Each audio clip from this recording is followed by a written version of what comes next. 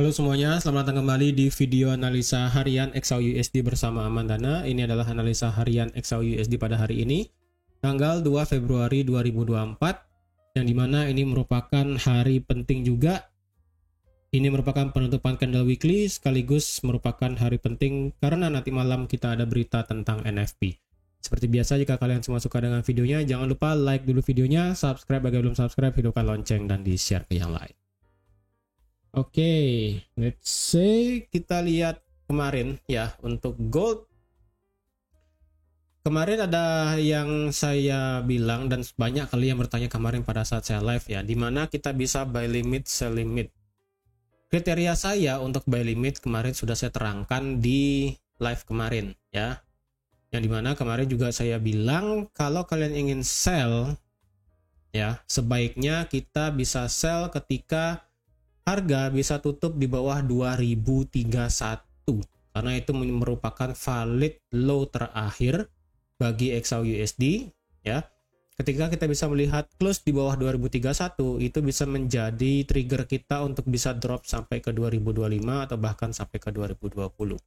Dan secara kebetulan kemarin ya, ketika harga itu drop sampai ke 2031, harga itu benar-benar ngerem ya, ngerem dari yang turunnya pelan-pelan, kemudian drop kencang ya, melewati 2039, melewati 2036 ya kan, langsung drop ke 2031. Ketika sampai ke 2031 atau paling rendah di 2030,13, harga benar-benar berhenti selama 2 jam ya.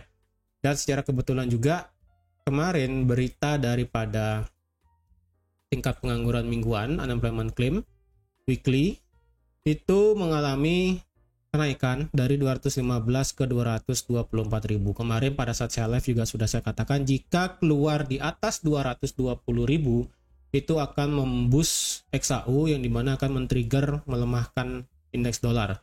Dan benar aja ketika berita ini keluar, 30 menit setelahnya, oh nggak pas ya, 21.30 ya, harga langsung terbang ke atas, nggak pakai obat, bahkan nggak ada candle di bawah, ataupun ekornya pun nggak ada sama sekali ya.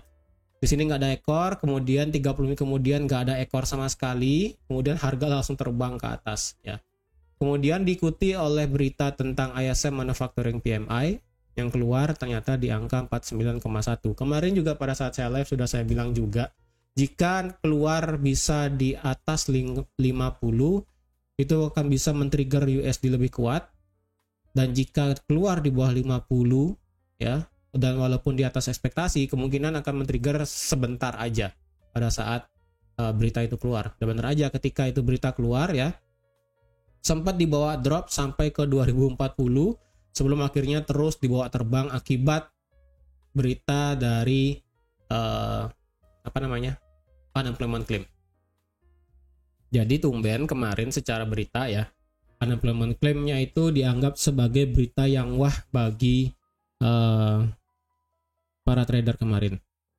Di sini saya asumsikan ya, karena nanti malam kan kita ada NFP. Di sini untuk berita terakhir dari Fed Rate Monitor Tool surveinya itu 39% naik ya, akibat dari ini. Akibat dari apa kemarin? Unemployment claim-nya. Kalau kemarin kan kalau kita lihat itu di sekitaran 36%. Dan yang tidak menaikkan suku bunga di 64%. Akibat dari unemployment claim yang 5 sampai 5,25 naik jadi 39, yang 5,25 sampai 5,5 itu turun menjadi 61. Ya, jadi ke-trigger itu sebenarnya. Nah, untuk hari ini NFP-nya datanya adalah dari segi tingkat pendapatan rata-rata per jam bulanan, dari data bulanan itu akan diperkirakan turun dari 0,4 ke 0,3, sedangkan dari segi tahunan diperkirakan akan flat di 4,1. NFP diperkirakan akan di angka 187.000, sedangkan tingkat pengangguran diperkirakan akan naik ya. Jadi untuk hari ini untuk NFP-nya sih diperkirakan akan jelek ya, diperkirakan akan jelek untuk NFP-nya. Yang dimana diperkirakan tingkat pengangguran akan jelek di 3,8, NFP diperkirakan akan drop di bawah 200.000, dan tingkat pendapatan rata-rata per jam diperkirakan akan flat cenderung berkurang.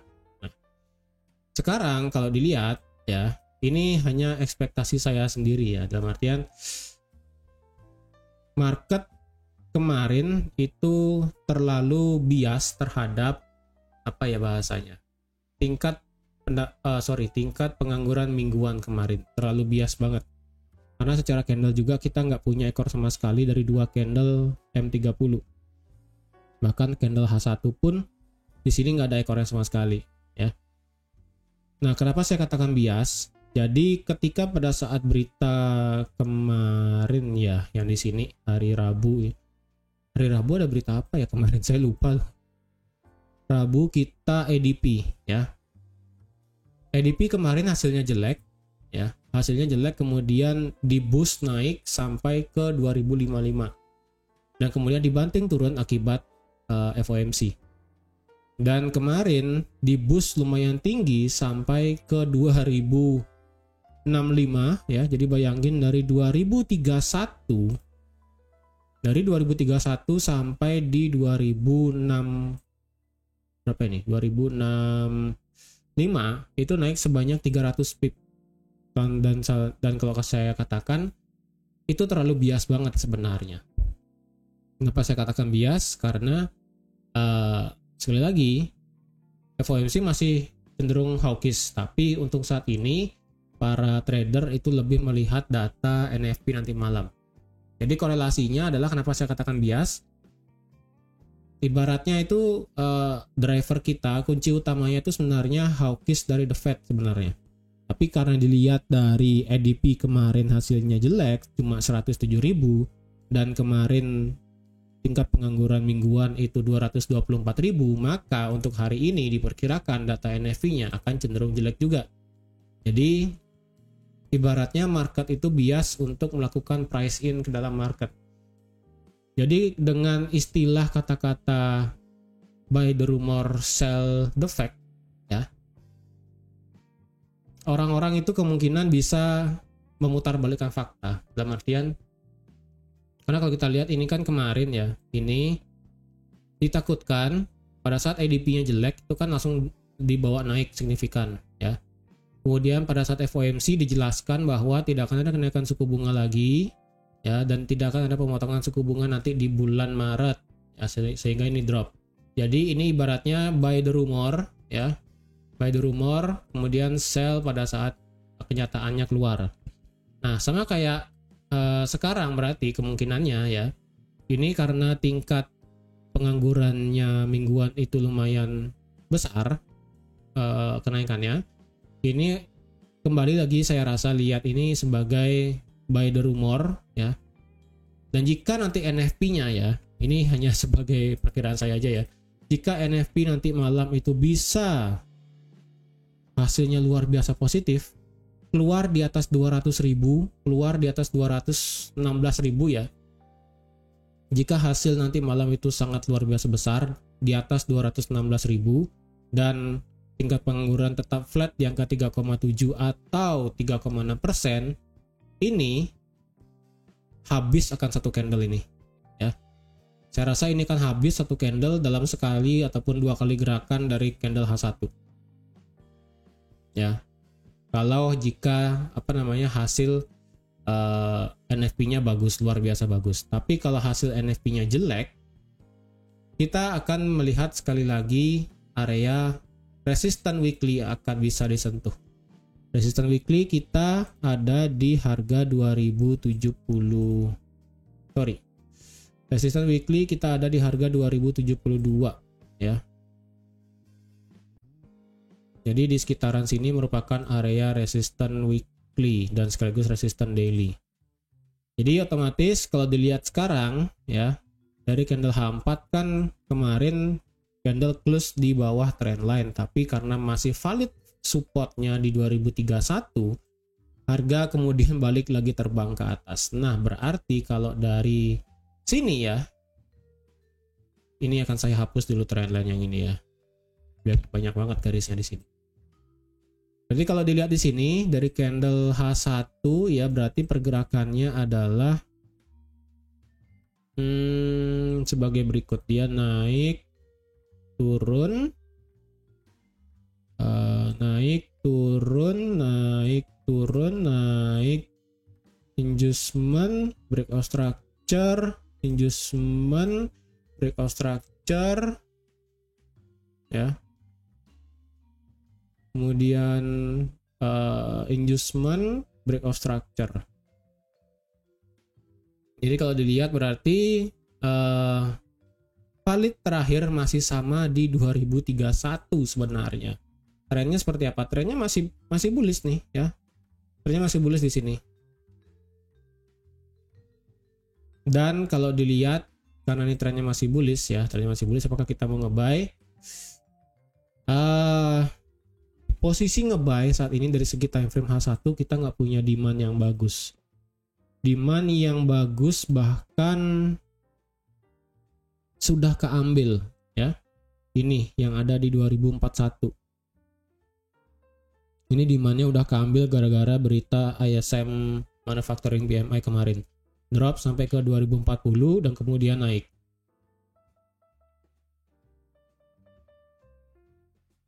Dan kalau dilihat sekarang apakah dari segi daily ini sudah menjadi cok, ya. Kalau dilihat, ya, berarti kan harga seperti ini naik, naik, turun, naik, turun, ya, ya. Dia break sih di atas 2062, ya, kemungkinan akan cok, ya. Ketika sudah cok terjadi berarti kita akan bersiap untuk ambil posisi buy, ya. Berarti kalau dilihat di mana kita bisa buy terbaik sebenarnya, buy terbaik sebenarnya ada di 2031 kalau secara daily, tapi kalau mau yang lebih bagus adalah di 2020, tapi itu kan sangat jauh sekali, ya kan. Kalau dilihat per sekarang sih harga masih dalam kondisi bullish banget, ya. Candle daily juga kita ditutup dengan candle bullish yang sangat besar, ya, yang dimana kemarin saya perkirakan itu akan terjadi muter ke bawah, ya, tapi ternyata market itu bias akibat data tingkat pengangguran yang lumayan naik ke 224.000. Jadi kunci sekarang adalah di NFP. Jadi jika NFP ini keluar, kita akan melihat penutupan candle weekly. Kalau kita lihat penutupan candle weekly itu sudah ngebreak high-nya yang di tanggal 15 Januari dan sudah juga ngebreak high-nya di tanggal yang ada di 8 Januari kemarin. Dan ingat, ini di weekly kita nggak punya ekor sama sekali, ya. Di weekly kita nggak punya ekor sama sekali, ya, yang berarti sebenarnya ini potensi masih bisa break ke bawah ekstrim di bawah 2016, ya. Jika kita berhasil tutup weekly dengan bearish pada hari ini, ya, berarti itu kita memerlukan penurunan sejauh dari harga sekarang, ya, 400 pip.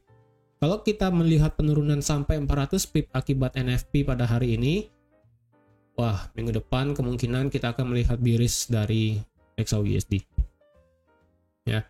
Tapi jika NFP-nya bagus, jika NFP-nya malah hasilnya mix, kemungkinan harga akan tertahan di 2040, ya. Bentar, ini kalau dilihat berarti kita punya satu area resisten terdekat. Oke, di sini akan saya pakai area support become resistant yang ada di harga 2052,50, ya. Itu merupakan area support terdekat. Ini untuk area supply, ini area supply sudah di break, ya, lumayan tinggi sampai 2065. Jadi kecenderungannya adalah harga bisa bergerak naik dengan instan, ya. Jadi di sini bisa saya delete untuk areanya. Untuk support terdekat ada di 2052,50. Untuk resistance sekarang kalau dilihat, ya, kita bisa pakai resistance yang ada di 2065. Yang ada sebentar. Coba kita pindah ke 4, ya. Ya, kita bisa pakai resisten yang ada di H4 yang ada di harga 2065. Nah, di sini ya. Jadi resisten sekarang ada di 2065 karena itu merupakan struktur H4 ya. Kemudian support terdekat ada di struktur H1. Dan kalau mau dimepetin sih sebenarnya bisa ke 2052 ya. Kalau mau dilihat sama-sama H4, support terdekat ada di 2052. Kenapa? Karena kalau dilihat respect market, kemudian ketika dia break langsung ke bawah ya, ini juga di respect oleh market. Jadi kalau dilihat 2052 saat ini menjadi valid support terdekat saat ini. Kalau mau kalian genapkan juga di 2050 juga it's okay, nggak masalah ya. Kemudian area support selanjutnya itu ada di harga 2047,5 ya. 2047,5 menjadi area support. Sorry, bukan. Yang bisa dipakai adalah di sebentar.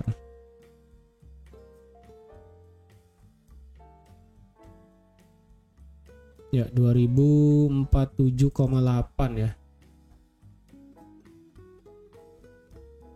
2047,8 di sini. Nah, ini menjadi area support terdekat. Support selanjutnya dari segi time frame H4 ya. Kemudian ini merupakan area support terdekatnya yang ada di H4 di harga 2052. Ya, ingat ini dari segi time frame H4. Kalau lihat resisten terdekat saat ini, kalau kita lihat dari segi time frame H4, kita tidak ada pernah candle close di atas 2056,50.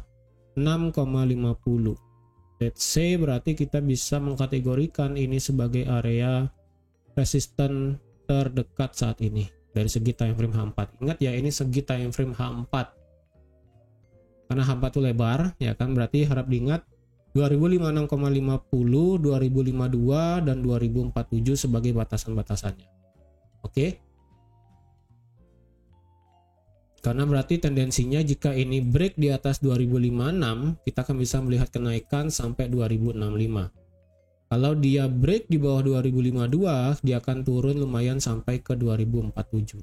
Tapi itu masih dalam kondisi uptrend yang cukup tinggi, ya. Cukup naik. Nah, kalau dilihat sekarang berarti kalau kalian ingin ambil posisi short terdekat, ya. Ingin ambil posisi short terdekat, mungkin bisa di time frame M30 dan juga time frame H1.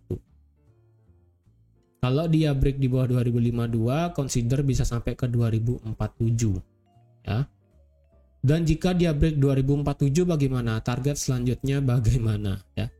Kalau dilihat jika dia break di bawah 2047, ya. Jika dia break di bawah 2047, di sini kita bisa pakai di harga 2000 berapa ya? Masalahnya demand sih ada di 2047 ya. Jadi kalau dia break ke bawah ini sampai ke time frame M15 sih. Bisa di harga sebentar. Yang bagus ya, saya cari angka yang bagus supaya tidak bingung. Tapi intinya 2031 ini masih valid ya.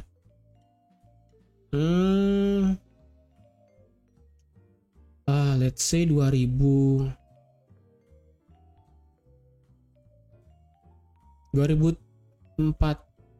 deh ya. 2039,5. 2039,5 dari segi time frame H4 akan bisa sampai sana. Kalau dari segi time frame H1 ya, berarti kalau dilihat jika dia break lagi ke bawah ya, break ke bawah lagi lumayan ekstrim nih turunnya.